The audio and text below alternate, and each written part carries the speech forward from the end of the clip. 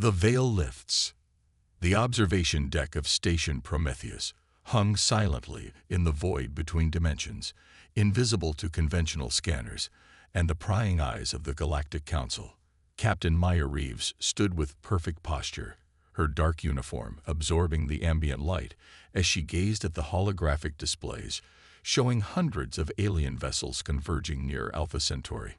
"They still have no idea we're watching them," Lieutenant Omar Kwan said, his fingers dancing across the neural interface that connected him to the station's quantum systems.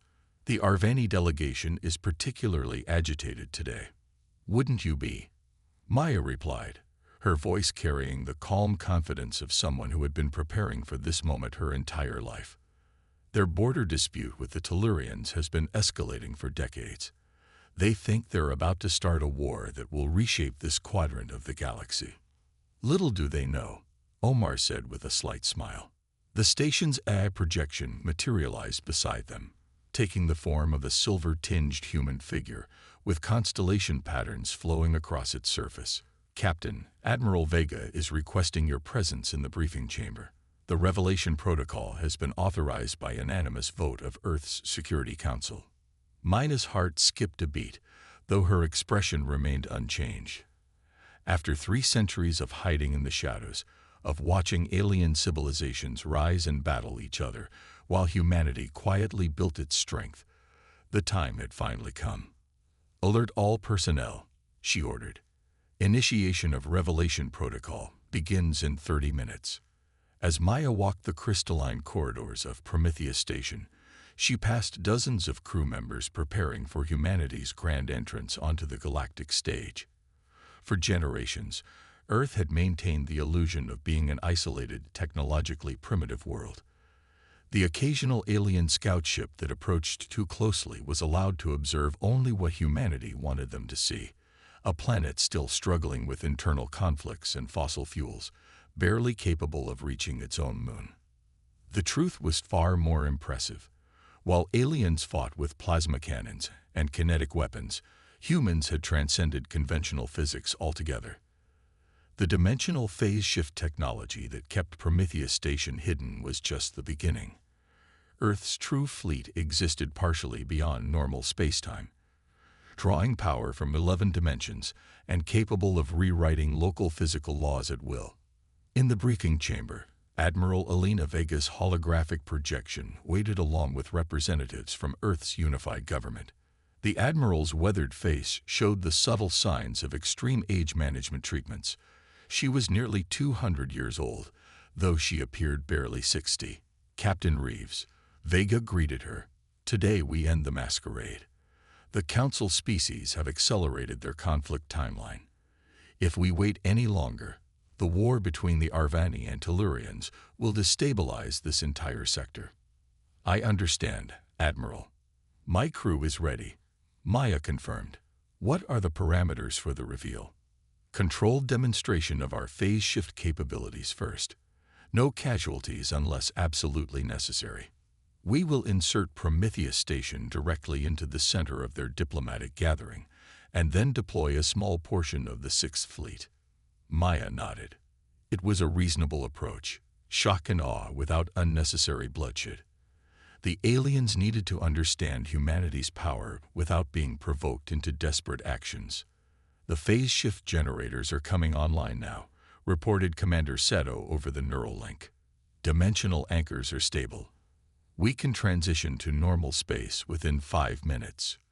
Begin the countdown," Maya ordered, "and patch me into the fleet-wide communication system."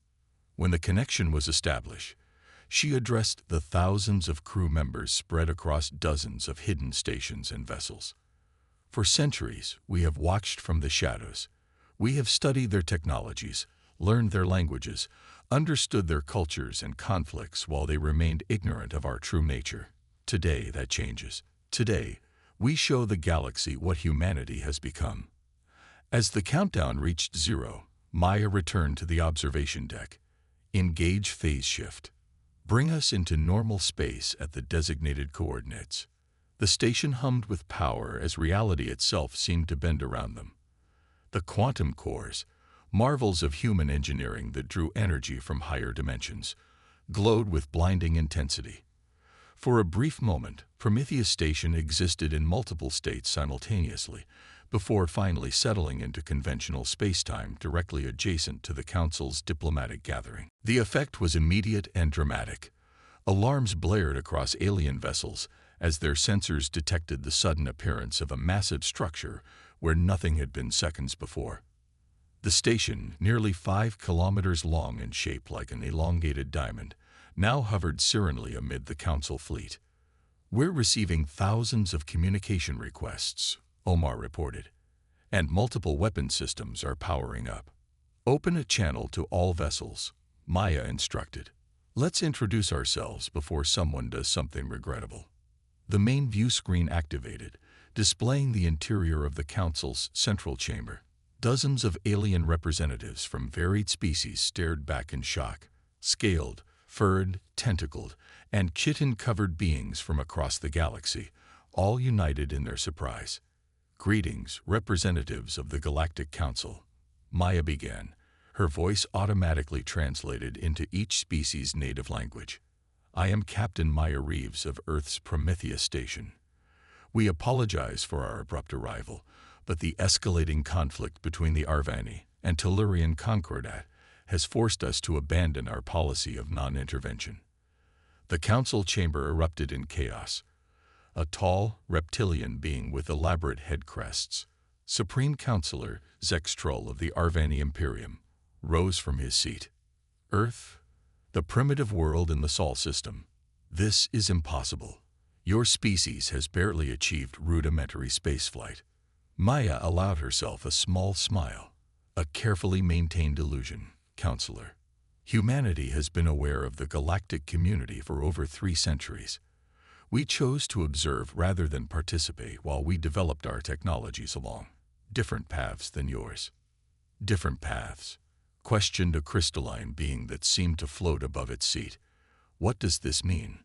"A demonstration might be more effective than an explanation," Maya replied. "Please observe." At her command, a portion of Earth's 6th Fleet began to phase into normal space around Prometheus Station. Unlike conventional ships, these vessels didn't appear all at once.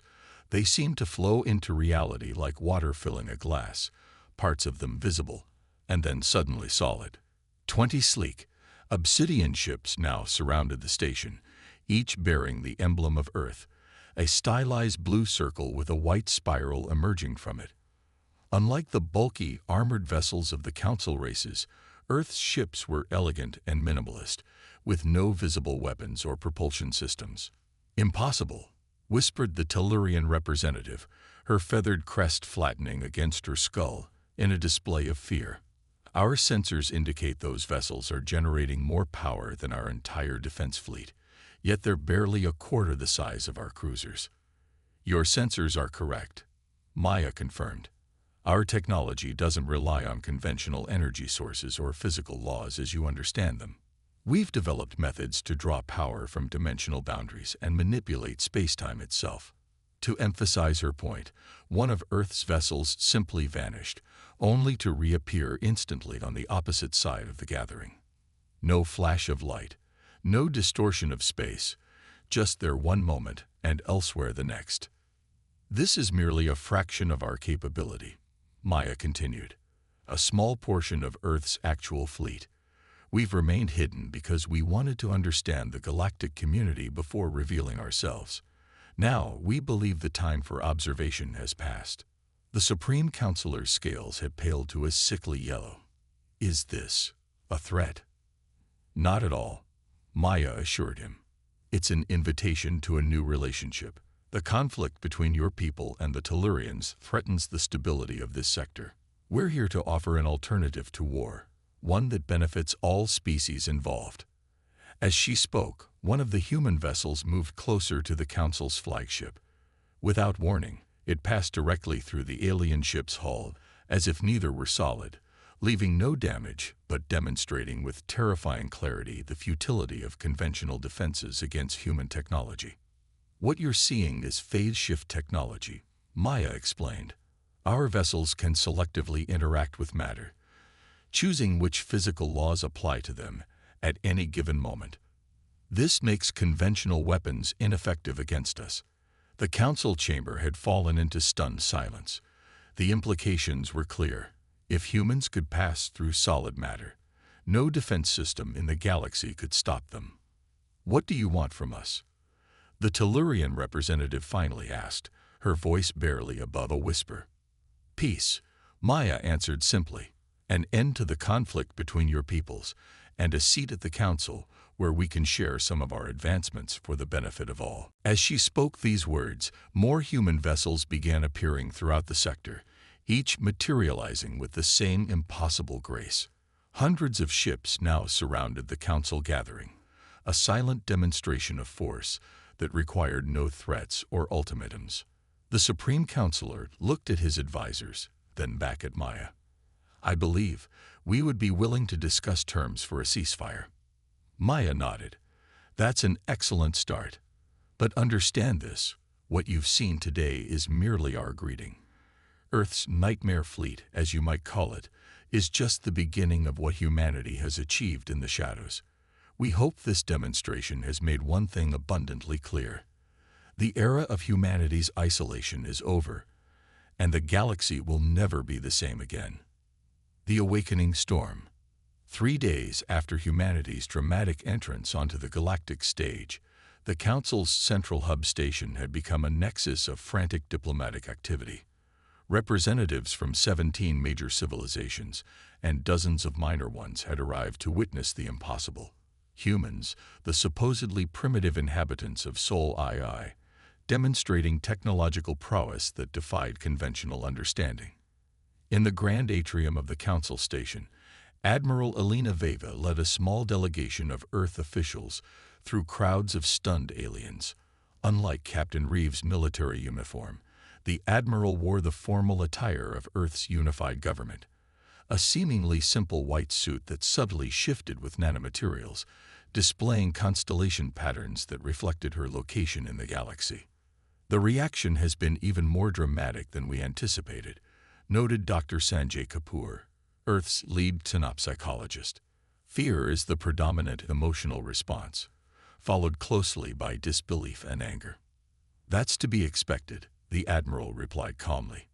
"We've upended their entire understanding of the galactic power structure. 3 days ago, they thought we were barely capable of reaching our own moon. Today, they realize we could have conquered the galaxy centuries ago if we'd wanted to." As they approached the council chamber, the massive doors slid open to reveal the gathered representatives. The circular room had been expanded to accommodate the unprecedented attendance, with holographic projections allowing thousands more to witness the proceedings from their homeworlds. Supreme Counselor Zex Troll, still visibly unsettled, called the session to order. "Representatives of Earth, you have requested this gathering to make what you called an important revelation. Given the extraordinary nature of your previous demonstration, the Council has granted this request." Admiral Vega stepped forward, her presence commanding despite her small stature compared to many of the alien delegates. "Thank you, Supreme Counselor.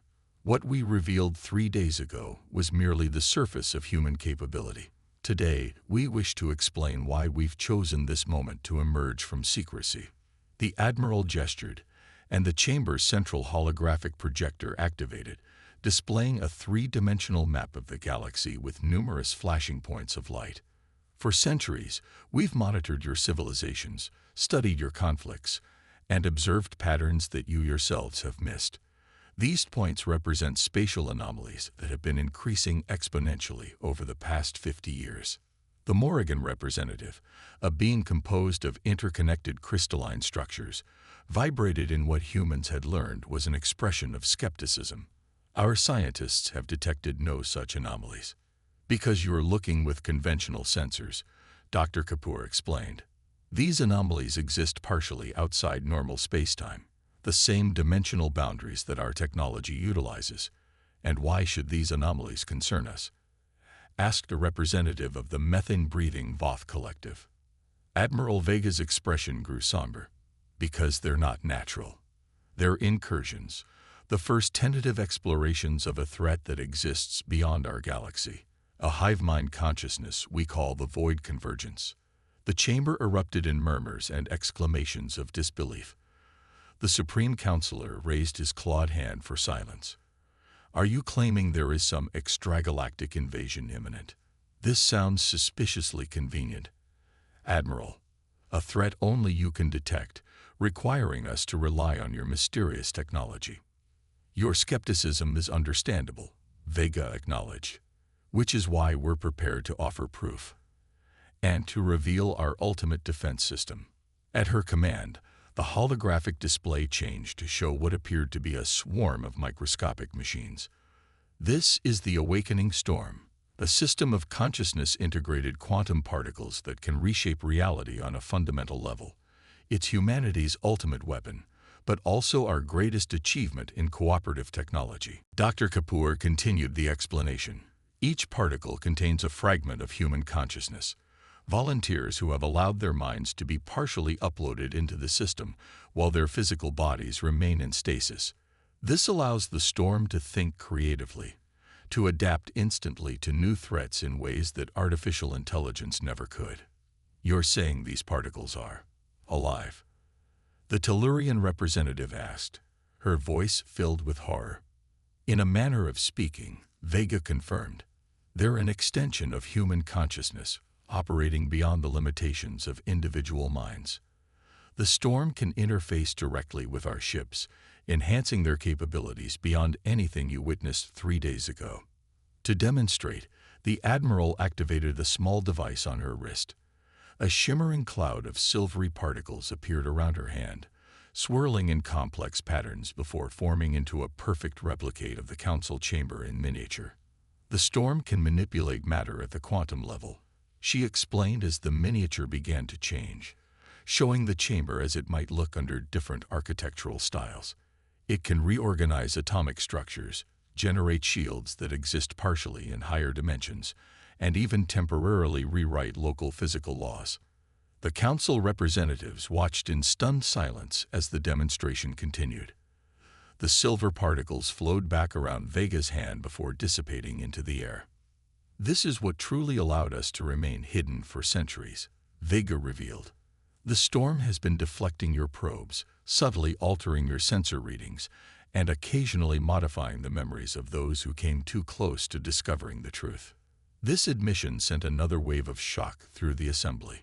The notion that humans could alter memories struck at the very foundation of trust necessary for diplomatic relations.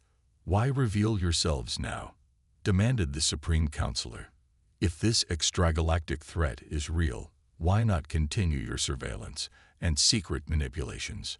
Because the incursions are increasing at an exponential rate, Vega answered gravely.